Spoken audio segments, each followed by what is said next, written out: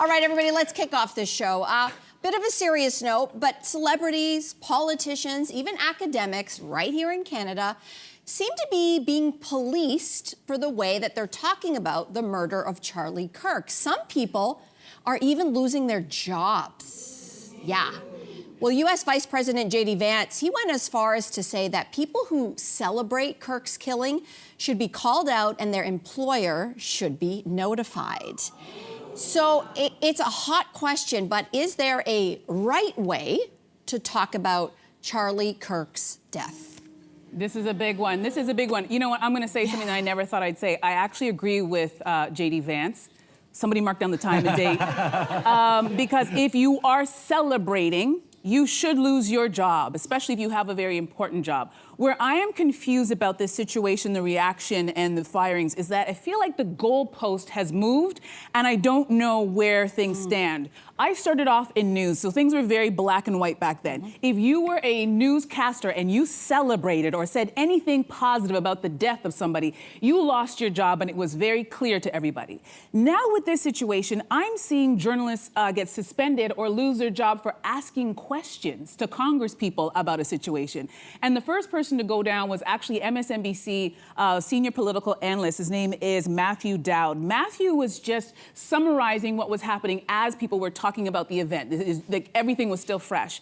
And he lost his job that day. And I want to read what he said. We can't find the video because they just taken it down. But he says, this is what he said. He's like, I want you guys to be the judge and tell me if this was very offensive. He's been one of the most divisive, especially divisive, younger figures in this, who is constantly sort of pushing this sort of hate speech or sort of aimed at certain groups. And I always go back to hateful thoughts lead to hateful words, which then lead to hateful actions. And I think that this is the environment that we are in. You can't stop with these sort of awful thoughts you have and then saying these awful words and not expect awful actions to take place. And that's the unfortunate environment that we are in. And he got fired for that. And he got fired for that. For saying that, like, and that was off the cuff too. He wasn't reading it. He was just like a spontaneous, okay. He's an analyst, and that's how he was analyzing the situation as it was happening. What's curious to me is that in the same month, there was on Fox News, there were 3 anchors talking about the unfortunate death of a young woman at the hands of a person who had mental illness. So then they got into a discussion about, you know, how you handle people with mental illness, because it is quite tricky. And the lead anchor, whose name is Brian Kilmeade, said, and I want to quote him, he's like, this is how we should deal with it. We should just, he was just like trailing off. He said, or involuntarily, lethally inject and something, just kill him. Now, he didn't lose his job.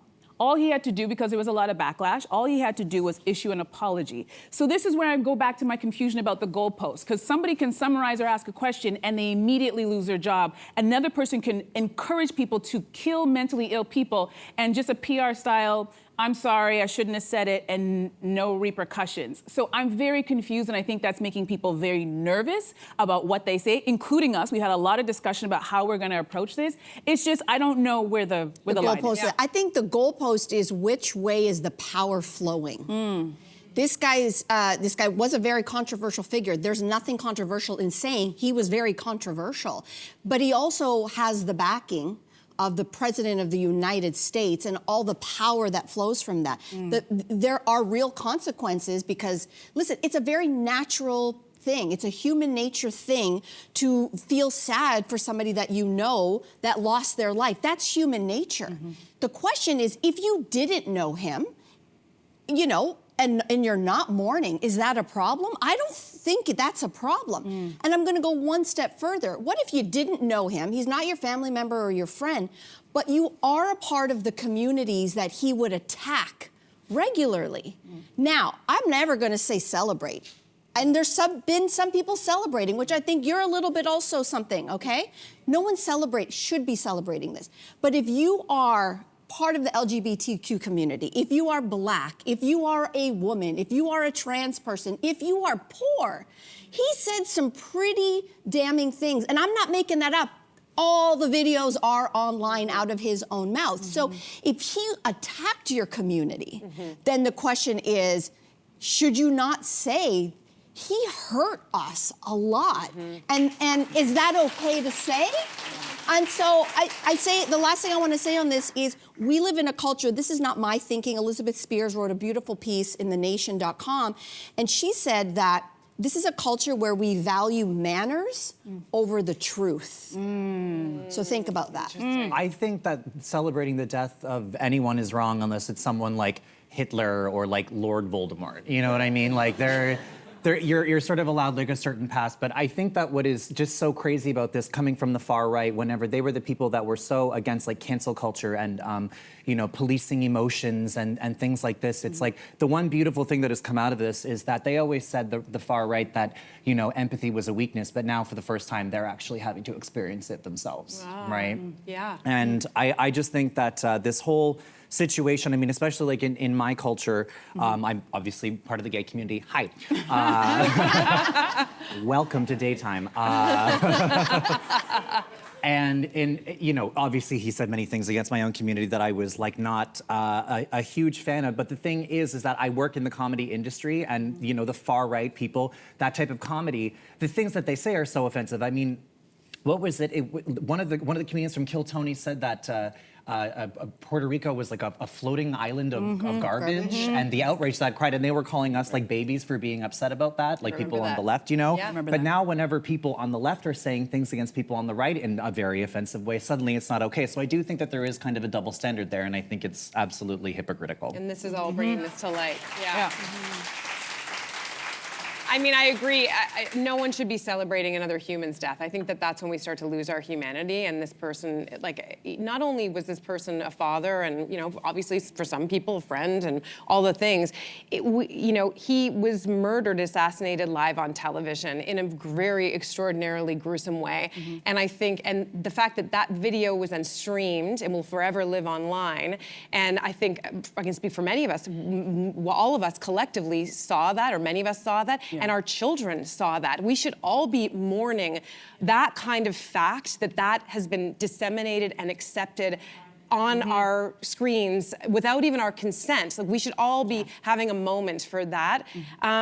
I will just say I do find something strange about the fact, or ironic about the fact, that the people who idolize this man, who literally was talking constantly about the importance of freedom of speech, those same people are now policing other people's speech around this issue. And that to me is beyond striking. And I will say that, I mean, equally as problematic, if there are people out there who are celebrating, is the response that leaders in America who loved Charlie Kirk, namely one Donald Trump, the way that they've spoken about this after he has died. Donald Trump, before knowing anything about details, was immediately calling for revenge, particularly revenge against like left-leaning people. He's not alone as well. Steve Bannon on his War Room show said, quote, "Charlie Kirk is a casualty of war. We are at war in this country. We are." That was wrong. Actor James Woods, my goodness, he on X, he said, "Dear leftists, we can have a conversation on a conversation or a civil war. One more shot from your side and you will not get this choice again." These are violent words. Once again, these are not peaceful words. These are not bringing together words. These are not healing words. These are not mourning words. These are war words. And so I think everybody needs to just take a hot minute and take a breath and stop pointing the finger and starting to just do some deep reflection on this. All right, we're going to leave that there. And on a talk show, we love freedom of speech. We do. You don't always have to agree, but we're allowed to say it. Yeah. Hey, you, come a bit closer. We've got so many more must-see interviews, spicy debates, lifestyle tips, and pop culture moments. So subscribe to our channel by tapping the logo below and don't miss out.